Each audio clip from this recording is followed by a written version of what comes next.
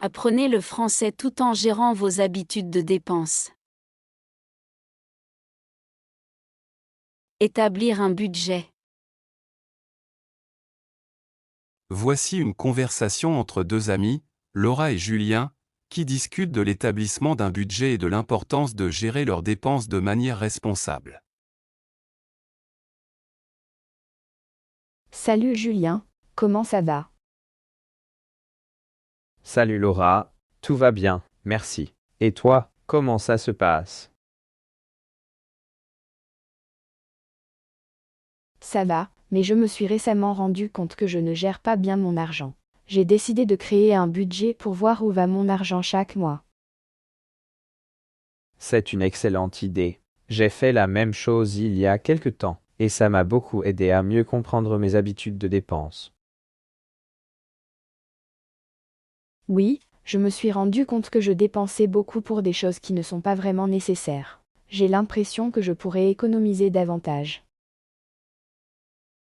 Exactement, c'est ce que j'ai découvert aussi. En établissant un budget, tu peux voir combien d'argent tu as chaque mois, combien tu dépenses pour les nécessités et combien tu peux économiser. Comment as-tu commencé à établir ton budget?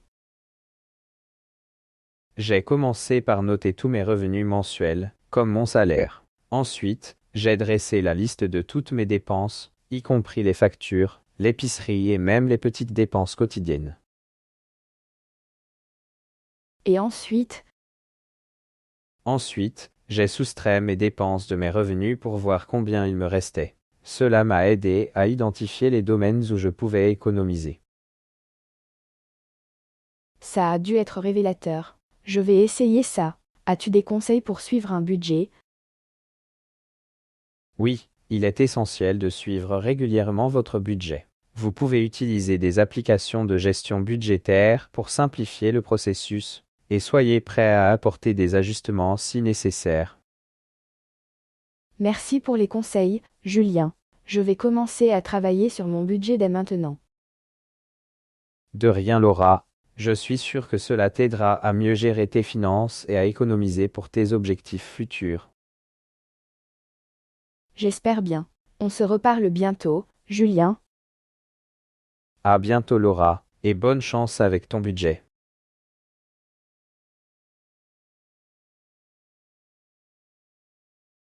Cette conversation entre Laura et Julien illustre l'importance de créer un budget pour mieux gérer ses finances personnelles et économiser de l'argent.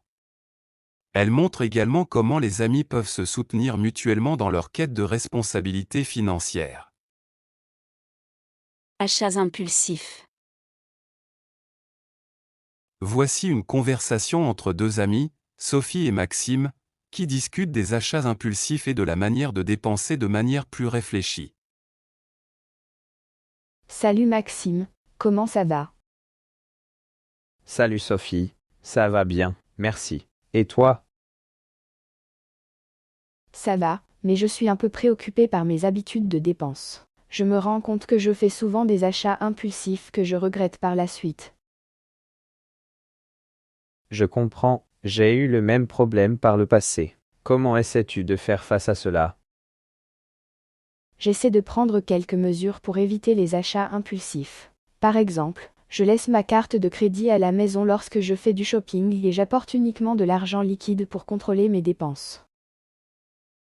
C'est une bonne idée. J'ai aussi commencé à faire une liste avant de faire des achats, et je m'y tiens autant que possible. Ça a dû t'aider à éviter les achats inutiles. Oui, ça m'a vraiment aidé à réfléchir davantage à ce que j'achète. Je me demande maintenant si j'ai vraiment besoin de l'article ou si c'est juste un désir momentané. C'est un bon point. Et qu'en est-il des soldes et des promotions? C'est là que je craque souvent. Je comprends, les soldes peuvent être tentants. Ce que je fais, c'est de me demander si l'article en solde était déjà sur ma liste d'achats prévue. Si ce n'est pas le cas, je réfléchis 2 fois avant de l'acheter. C'est une approche intelligente. J'essaierai de me rappeler de ça la prochaine fois que je serai tenté par une promotion. N'oublie pas que tu peux aussi mettre de l'argent de côté pour te faire plaisir de temps en temps, mais de manière réfléchie. Tu as raison, Maxime. Merci pour ces conseils. Je vais essayer de dépenser de manière plus réfléchie à l'avenir. De rien Sophie. Nous apprenons tous à gérer nos finances. Si tu as besoin de conseils supplémentaires, n'hésite pas à me demander. Merci Maxime. On se reparle bientôt. À bientôt Sophie, et bonne chance avec ta gestion budgétaire. Cette conversation entre Sophie et Maxime met en évidence l'importance de reconnaître et de gérer les achats impulsifs. Elle montre également comment les amis peuvent partager des conseils pour dépenser de manière plus réfléchie et responsable. Gérer les dettes. Voici une conversation entre deux amis, Marie et Jean, qui discutent de la gestion des dettes. Salut Jean, comment ça va? Salut Marie, ça va bien, merci. Et toi? Je vais bien aussi, merci. J'ai pensé à quelque chose récemment et je me demandais si tu avais des conseils. Je veux en savoir plus sur la gestion des dettes. C'est une question importante, Marie. La gestion des dettes est essentielle pour maintenir une situation financière stable. Comment envisages-tu de commencer? Eh bien, j'ai accumulé quelques dettes de cartes de crédit et j'aimerais savoir comment les rembourser de manière efficace sans compromettre mes autres dépenses. C'est un bon point de départ. La première chose à faire est de créer un plan de remboursement. Répertorie toutes tes dettes, en indiquant le montant dû, le taux d'intérêt et les paiements minimums. D'accord, je vais faire ça. Mais comment puis-je décider quelle dette rembourser en premier? Une stratégie courante est de rembourser d'abord les dettes avec les taux d'intérêt les plus élevés, car elles coûtent plus cher à long terme. Une fois que celles-ci sont réglées, tu peux te concentrer sur les dettes avec des taux plus bas. Compris. Et que puis-je faire pour éviter de m'endetter à nouveau à l'avenir? Pour éviter de nouvelles dettes, établis un budget réaliste, dépense en fonction de tes moyens et évite les achats impulsifs. Il peut également être utile de créer un fonds d'urgence pour faire face aux dépenses imprévues sans recourir à des dettes. Merci pour ces conseils, Jean. Je me sens mieux préparé pour gérer mes dettes maintenant. De rien Marie. La gestion des dettes peut sembler intimidante, mais avec un plan solide et de la discipline, tu peux y arriver. Si tu as besoin d'aide supplémentaire, n'hésite pas à consulter un conseiller financier. C'est une bonne idée. Je vais prendre cela en considération. Merci encore, Jean. Pas de problème Marie. Nous sommes là pour nous aider mutuellement. Si tu as d'autres questions financières, n'hésite pas à me demander.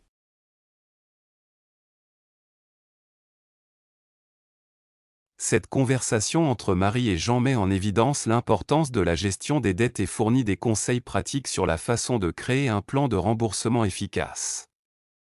Elle souligne également l'importance d'un budget réaliste et de la discipline pour éviter de s'endetter à nouveau à l'avenir. Économiser pour l'avenir. Voici une conversation entre deux amis, Emma et Louis, qui discutent de l'importance de l'épargne à long terme et de la planification financière pour l'avenir. Salut Louis, comment ça va? Salut Emma, ça va bien, merci. Et toi? Tout va bien, merci. J'ai récemment pensé à l'importance de l'épargne à long terme et de la planification financière pour l'avenir. J'aimerais commencer à mettre de l'argent de côté, mais je ne sais pas par où commencer. C'est une excellente réflexion, Emma. L'épargne à long terme est essentielle pour réaliser des projets futurs et assurer sa sécurité financière. Comment envisages-tu de commencer? Je pensais peut-être ouvrir un compte d'épargne dédié à cet effet, mais je ne sais pas quelle quantité d'argent mettre de côté chaque mois. Il est important de définir des objectifs d'épargne spécifiques. Commence par identifier ce que tu souhaites réaliser à long terme, que ce soit l'achat d'une maison, la préparation de ta retraite ou autre chose. C'est une bonne suggestion, mais je ne sais pas combien je devrais économiser pour atteindre ces objectifs. Une règle générale est d'économiser au moins 20% de tes revenus chaque mois pour l'épargne à long terme. Tu peux ajuster ce pourcentage en fonction de tes objectifs et de tes priorités financières. Cela semble être un bon point de départ. As-tu des conseils pour gérer l'argent que j'ai mis de côté? Oui, il est important de diversifier tes placements. Tu peux envisager d'investir dans des comptes d'épargne à intérêt élevé, des actions, des obligations ou des fonds indiciels, en fonction de ton appétit pour le risque et de tes objectifs. Merci pour ces conseils, Louis. Je vais certainement commencer à épargner et à planifier pour l'avenir. De rien en ma, la clé est la persévérance et la discipline. Si tu as besoin de conseils plus spécifiques à l'avenir, n'hésite pas à me demander. Merci Louis. On se reparle bientôt. Merci À Louis. bientôt, On en se ma, reparle et bientôt. bonne chance avec ton épargne. À bientôt, en ma.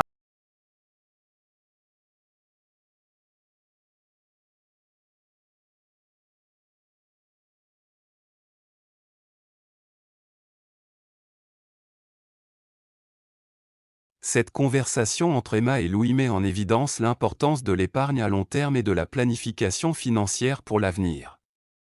Elle montre également comment les amis peuvent partager des conseils pour aider à réaliser des objectifs financiers à long terme. Planification des repas et économie. Voici une conversation entre deux amis, Léa et Antoine, qui discutent de la planification des repas à domicile pour économiser de l'argent. Salut Antoine. Comment ça va? Salut Léa.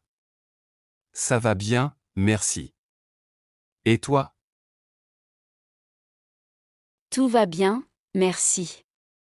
J'ai été en train de réfléchir à mes habitudes de dépenses, et je me rends compte que je dépense beaucoup en dîner au restaurant. Je pense que je pourrais économiser de l'argent en préparant des repas à la maison. C'est une excellente idée Léa. Préparer des repas à domicile peut vous permettre d'économiser beaucoup d'argent à long terme.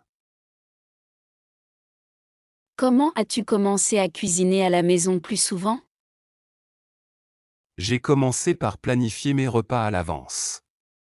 Je faisais une liste des repas que je voulais préparer pour la semaine et j'achetais les ingrédients nécessaires. Cela semble être une bonne méthode. Mais la cuisine prend du temps, n'est-ce pas? Oui, la cuisine peut prendre du temps, mais c'est une compétence qui s'améliore avec la pratique. J'ai commencé par des recettes simples et j'ai progressivement ajouté de la complexité à mes plats. As-tu des conseils pour économiser de l'argent sur les courses? Absolument. J'essaie d'acheter des produits en vrac lorsque c'est possible, car cela peut être moins cher. Je regarde aussi les offres spéciales et les coupons pour économiser sur les articles que j'achète régulièrement. C'est une bonne idée. J'ai souvent tendance à acheter impulsivement sans vérifier les prix.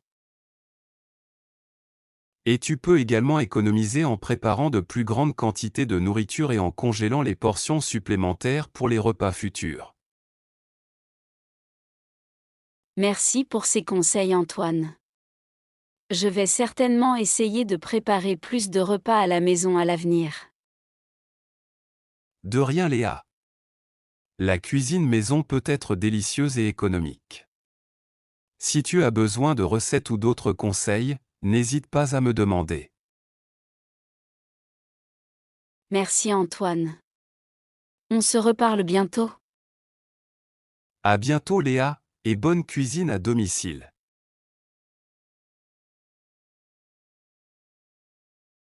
Cette conversation entre Léa et Antoine met en avant l'importance de la planification des repas à domicile pour économiser de l'argent. Elle montre également comment les amis peuvent partager des conseils pour cuisiner plus souvent et de manière plus économique. Comparaison des prix. Voici une conversation entre deux amis, Sophia et Nicolas, qui discutent de la comparaison des prix et de la recherche des meilleures offres. Salut Nicolas, comment ça va? Salut Sophia, ça va bien, merci. Et toi?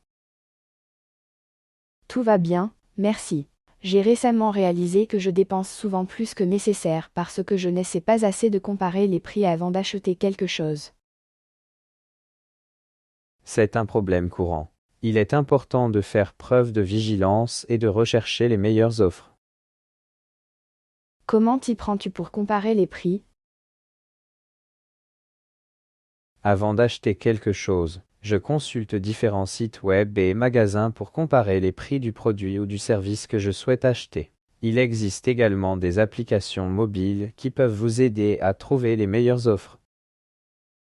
Cela semble être une bonne approche. J'ai souvent tendance à acheter rapidement sans regarder les prix ailleurs.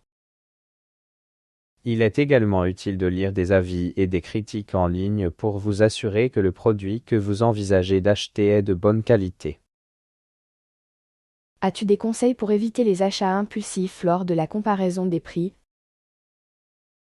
Oui, il est important de ne pas se précipiter. Prenez le temps de réfléchir à votre achat et de vérifier les détails du produit ou du service. Si vous avez encore des doutes après avoir comparé les prix, il vaut mieux attendre un peu avant de décider. Merci pour les conseils Nicolas. Je vais essayer d'être plus méthodique dans mes achats à l'avenir. De rien Sophia, la comparaison des prix peut vous faire économiser beaucoup d'argent à long terme. Si vous avez besoin d'aide pour trouver des ressources ou des applications pour cela, n'hésitez pas à me demander. Merci Nicolas. On se reparle bientôt. À bientôt Sophia, et bonne chasse aux bonnes affaires. Cette conversation entre Sophia et Nicolas met en évidence l'importance de comparer les prix avant d'effectuer un achat pour économiser de l'argent. Elle montre également comment les amis peuvent partager des conseils pour être plus judicieux dans leurs décisions d'achat. Abonnements inutiles. Voici une conversation entre deux amis, Anaïs et Étienne, qui discutent de la gestion des abonnements inutiles et de la nécessité de faire le tri dans leurs dépenses mensuelles. Salut Étienne. Comment ça va? Salut Anaïs. Tout va bien, merci. Et toi? Ça va, mais je me suis rendu compte récemment que je dépensais beaucoup d'argent en abonnements que je n'utilise presque jamais. C'est comme si mon argent s'évaporait. Je comprends, les abonnements peuvent s'accumuler rapidement. J'ai aussi eu ce problème. Comment as-tu réussi à gérer cela?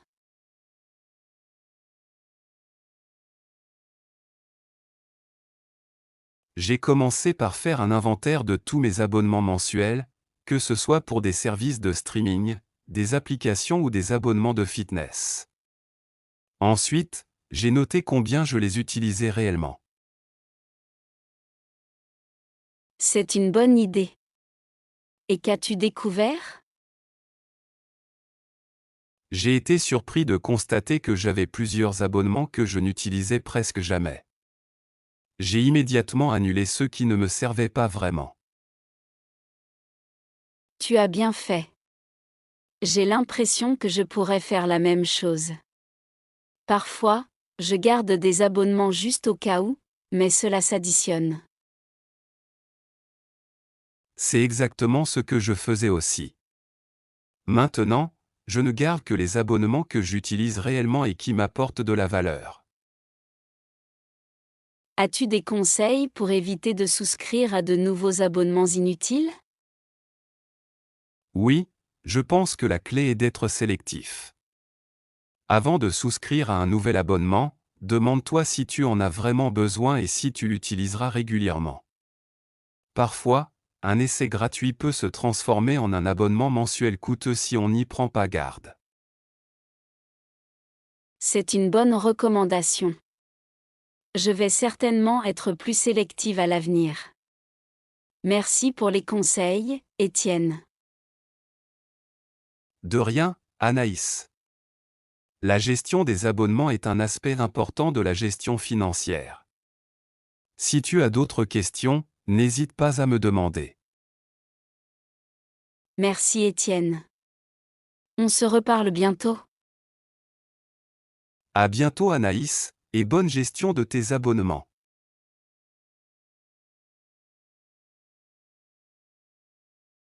Cette conversation entre Anaïs et Étienne met en avant l'importance de faire le tri dans les abonnements inutiles et de ne conserver que ceux qui apportent une réelle valeur.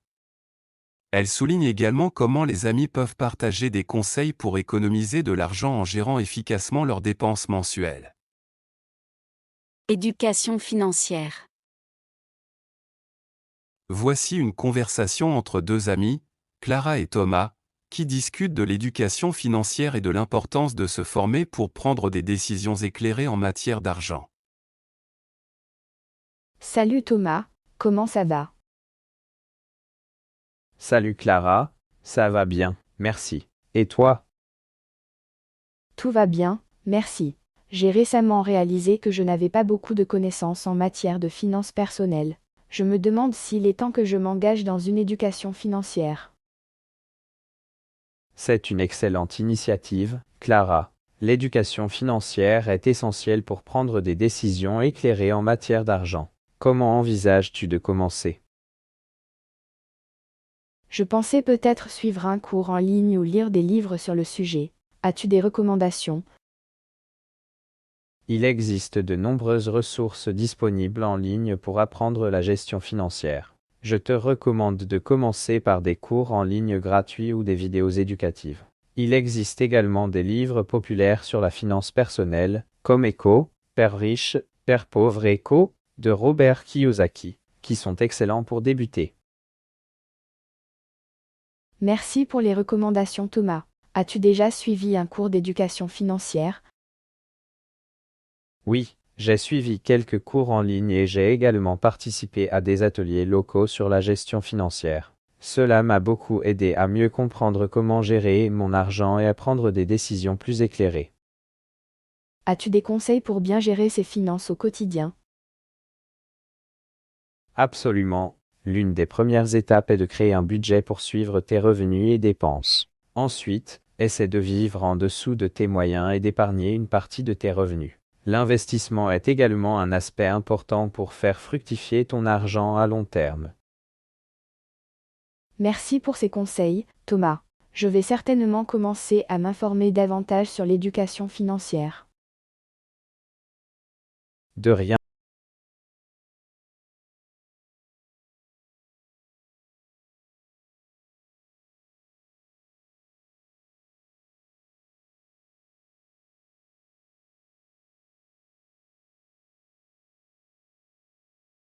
Merci Thomas. On se reparle bientôt.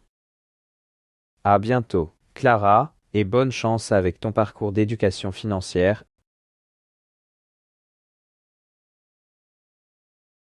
Cette conversation entre Clara et Thomas met en évidence l'importance de l'éducation financière pour prendre des décisions éclairées en matière d'argent. Elle montre également comment les amis peuvent partager des conseils pour améliorer leur compréhension de la gestion financière personnelle. Objectif financier. Voici une conversation entre deux amis, Pauline et Hugo, qui discutent de l'importance de fixer des objectifs financiers et de planifier leur épargne pour l'avenir. Salut Hugo. Comment ça va? Salut Pauline. Ça va bien, merci. Et toi? Tout va bien merci. J'ai réfléchi à mes finances récemment, et je me demandais si je devrais fixer des objectifs financiers pour l'avenir. C'est une excellente idée, Pauline. Les objectifs financiers peuvent vous aider à rester motivé et à économiser pour des projets importants. Comment as-tu commencé à définir tes objectifs financiers? J'ai commencé par réfléchir à ce que je voulais accomplir financièrement à court et à long terme. Par exemple, j'ai fixé un objectif d'épargne pour l'achat d'une maison et un autre pour ma retraite. Ça a dû être un bon point de départ. Comment es-tu prise pour atteindre ces objectifs? J'ai créé un plan d'épargne pour chaque objectif. J'ai déterminé combien d'argent je devrais économiser chaque mois pour atteindre ces objectifs à la date prévue. As-tu rencontré des défis en cours de route? Bien sûr, il y a eu des moments où j'ai dû faire des ajustements à mon plan en fonction des dépenses imprévues, mais je me suis toujours assuré de respecter mes objectifs d'épargne autant que possible. Cela doit demander de la discipline. Comment gères-tu tes économies pour tes objectifs financiers? J'ai créé des comptes d'épargne séparés pour chaque objectif. Cela me permet de garder une trace de mes progrès et de ne pas confondre mes économies pour des dépenses courantes. C'est une bonne idée. J'aimerais commencer à épargner pour mes propres objectifs financiers, comme un voyage ou l'achat d'une voiture. C'est une excellente initiative, Pauline. Fixe des objectifs réalisables et élabore un plan pour les atteindre. Tu verras, cela te donnera une grande satisfaction de voir tes économies grandir au fil du temps. Merci pour les conseils, Hugo. Je vais commencer à planifier mes objectifs financiers dès maintenant. De rien, Pauline. Je suis sûr que tu réussiras à atteindre tes objectifs financiers. Si tu as besoin d'aide ou de conseils supplémentaires, n'hésite pas à me demander. Merci, Hugo. On se reparle bientôt. À bientôt, Pauline, et bonne chance avec tes objectifs financiers.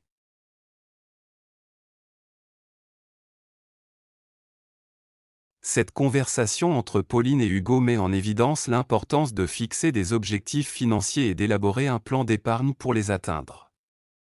Elle montre également comment les amis peuvent s'encourager mutuellement dans leur quête de responsabilité financière et d'économie pour l'avenir. Économie au quotidien. Voici une conversation entre deux amis, Camille et Paul, qui discutent de la manière dont ils économisent de l'argent au quotidien et gèrent leurs dépenses. Salut Paul. Comment ça va? Salut Camille. Ça va bien, merci. Et toi? Tout va bien, merci. J'essaie de trouver des moyens d'économiser de l'argent au quotidien, mais ce n'est pas toujours facile. As-tu des astuces à partager? Absolument, Camille. Économiser de l'argent au quotidien peut être réalisable avec quelques ajustements dans ton mode de vie. Comment envisages-tu de commencer? Je pensais peut-être revoir mon budget et identifier les domaines où je dépense le plus. Mais je ne sais pas comment réduire ces dépenses sans compromettre ma qualité de vie. C'est une excellente approche. Pour réduire les dépenses, tu peux envisager de négocier des tarifs ou des contrats, d'acheter en vrac pour économiser sur les produits de base, et de comparer les prix avant d'acheter des articles coûteux. Ce sont de bonnes idées. Mais j'ai aussi tendance à faire des achats impulsifs, surtout en ligne. As-tu des conseils pour éviter cela? Les achats impulsifs peuvent être problématiques. Pour les éviter, prends l'habitude de faire une liste d'achats avant de faire des courses ou des achats en ligne, et attends un jour ou deux avant d'acheter quelque chose que tu n'avais pas prévu d'acheter. Ces suggestions semblent judicieuses. Comment puis-je rester motivé pour économiser de l'argent à long terme?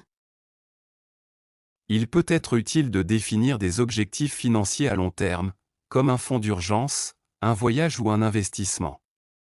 Avoir des objectifs clairs te motivera à économiser régulièrement. Merci pour ces conseils, Paul. Je vais certainement essayer d'incorporer ces changements dans ma vie quotidienne. De rien, Camille. Économiser de l'argent au quotidien demande de la discipline, mais cela peut avoir un impact significatif sur tes finances à long terme. Si tu as besoin d'autres conseils en cours de route, n'hésite pas à me demander. Merci Paul. On se reparle bientôt. À bientôt Camille, et bonne chance avec tes objectifs d'économie.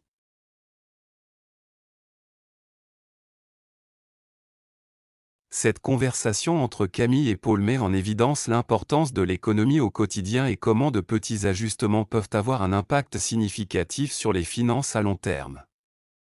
Elle montre également comment les amis peuvent partager des astuces pour économiser de l'argent. Épargne d'urgence. Voici une conversation entre deux amis, Sophie et Eric, qui discutent de l'importance de l'épargne d'urgence et de la façon de constituer un fonds d'urgence. Salut Eric. Comment ça va? Salut Sophie. Ça va bien, merci. Et toi? Tout va bien, merci. J'ai récemment entendu parler de l'importance de constituer un fonds d'urgence, mais je ne sais pas par où commencer. As-tu des conseils à ce sujet? C'est une préoccupation légitime, Sophie. Un fonds d'urgence est essentiel pour faire face aux imprévus financiers. Comment envisages-tu de commencer? Je pensais peut-être commencer par définir un objectif d'épargne pour mon fonds d'urgence, mais je ne sais pas combien d'argent devrait être dedans. Il est recommandé d'économiser au moins 3 à 6 mois de dépenses courantes pour un fonds d'urgence. Cela peut varier en fonction de ta situation personnelle et de ta tolérance au risque. Cela semble être un bon point de départ. As-tu des suggestions sur où je devrais garder cet argent?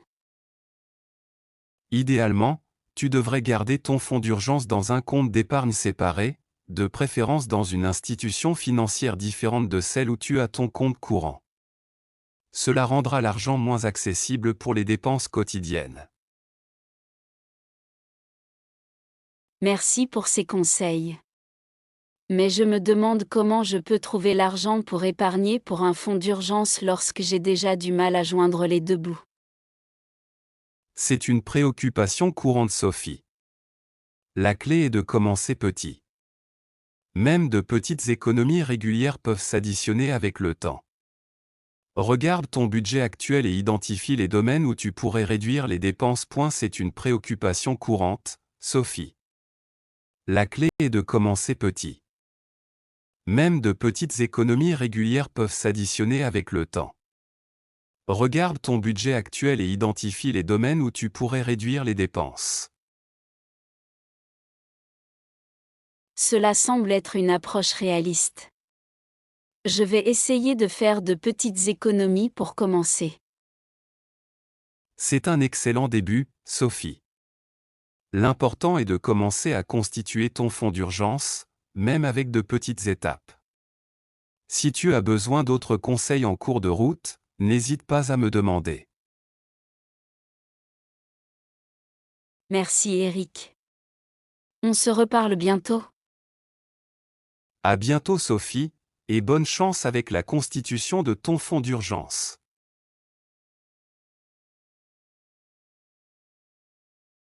Cette conversation entre Sophie et Eric met en avant l'importance de constituer un fonds d'urgence pour faire face aux imprévus financiers. Elle montre également comment les amis peuvent partager des conseils pour commencer à épargner en dépit de contraintes budgétaires. Les dépenses de loisirs. Voici une conversation entre deux amis, Sarah et Alexandre, qui discutent de la façon dont ils gèrent leurs dépenses de loisirs et de divertissement. Salut Alexandre. Comment ça va? Salut Sarah. Ça va bien, merci. Et toi? Ça va, mais je me demande si je dépense trop d'argent pour mes loisirs et mes sorties. J'ai l'impression que mes sorties au restaurant et au cinéma me coûtent cher. Je comprends, Sarah. Il est important de trouver un équilibre entre le plaisir et l'économie. Comment envisages-tu de gérer tes dépenses de loisirs? Je pense que je devrais commencer par établir un budget spécifique pour mes sorties. Cela pourrait m'aider à contrôler mes dépenses. C'est une excellente idée. Un budget dédié aux loisirs peut vous aider à éviter les dépenses excessives. As-tu d'autres astuces en tête? Je pourrais aussi chercher des offres spéciales ou des réductions pour les restaurants et les cinémas. De plus, je pourrais envisager de limiter le nombre de sorties par mois. Ce sont de bonnes stratégies pour économiser de l'argent tout en continuant à profiter de tes loisirs. As-tu déjà pensé à des alternatives moins coûteuses aux sorties traditionnelles? Je n'y avais pas vraiment pensé. Tu aurais des suggestions? Bien sûr. Tu pourrais organiser des soirées cinéma à la maison avec des amis, ce qui peut être plus abordable que d'aller au cinéma. De plus, tu pourrais cuisiner des repas maison pour remplacer occasionnellement les sorties au restaurant. Ces idées semblent être une bonne alternative. Je pourrais économiser de l'argent tout en passant du bon temps avec mes amis. Exactement, Sarah. La clé est de trouver un équilibre entre l'amusement et l'économie. Si tu as besoin d'autres conseils en cours de route, n'hésite pas à me demander. Merci Alexandre. Je vais commencer à mettre en pratique ces idées dès maintenant. De rien, Sarah. On se reparle bientôt. Cette conversation entre Sarah et Alexandre met en avant l'importance de gérer les dépenses de loisirs de manière responsable. Elle montre également comment les amis peuvent partager des astuces pour continuer à s'amuser tout en économisant de l'argent.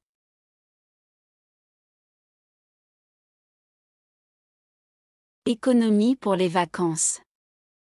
Voici une conversation entre deux amis, Charlotte et Julien, qui discutent de la manière dont ils gèrent leurs dépenses en matière de voyage et de vacances. Salut Julien. Comment ça va? Salut Charlotte. Ça va bien, merci. Et toi? Tout va bien, merci. J'ai récemment commencé à planifier mes prochaines vacances, mais je suis inquiète que cela coûte cher. As-tu des astuces pour économiser de l'argent en voyage? Absolument, Charlotte. Voyager peut être abordable si tu planifies intelligemment. Comment envisages-tu de commencer? Absolument, Charlotte. Voyager peut être abordable si tu planifies intelligemment. Comment envisages-tu de commencer? C'est une bonne approche. Réserver à l'avance peut souvent te faire économiser de l'argent. Pour les activités et les repas, tu peux rechercher des options abordables, comme les restaurants locaux au lieu des endroits touristiques. As-tu des conseils pour économiser sur les frais de transport une fois arrivé à destination? Bien sûr. Utiliser les transports en commun locaux peut être beaucoup moins cher que les taxis ou les voitures de location. De plus, envisage de marcher ou de faire du vélo pour découvrir la ville, ce qui peut être économique et amusant. Ce sont de bonnes suggestions. Mais je ne veux pas sacrifier la qualité de mon expérience de voyage pour économiser de l'argent.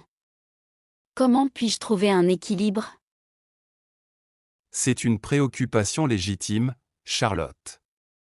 La clé est de définir un budget pour ton voyage et de trouver des moyens de rester fidèle à ce budget tout en profitant de ton expérience. Il existe souvent des moyens de profiter pleinement d'un voyage sans dépenser excessivement. Merci pour ces conseils, Julien. Je vais certainement les prendre en compte lors de ma planification de voyage. De rien, Charlotte. Voyager peut être une expérience enrichissante, à la fois abordable et mémorable. Si tu as besoin d'autres conseils en cours de route, n'hésite pas à me demander. Merci Julien. On se reparle bientôt. À bientôt Charlotte, et bon voyage. Cette conversation entre Charlotte et Julien met en avant l'importance de planifier intelligemment les voyages et les vacances pour économiser de l'argent. Elle montre également comment les amis peuvent partager des conseils pour profiter pleinement de leur voyage sans dépenser excessivement.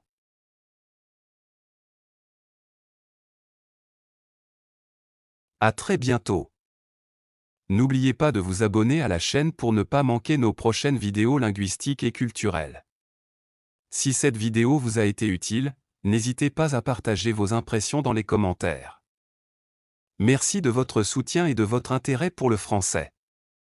Ensemble, explorons les merveilles de cette belle langue.